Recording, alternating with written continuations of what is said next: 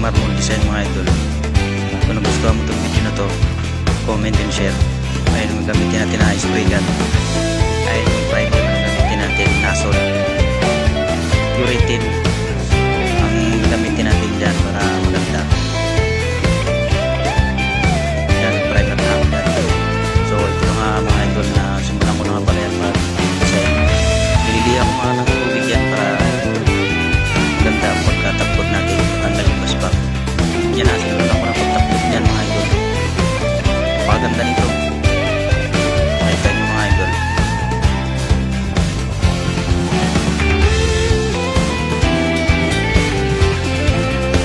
Maraming salamat mga sir kung tiwala nyo na akin. So ito na nga, natapos na ako. Nakita nyo mga idol, napakaganda. Parang may nakita ka dyan ng mga glitters na mga powder ang ginamit ko dyan mga idol. Thermochromic powder, urethane top coat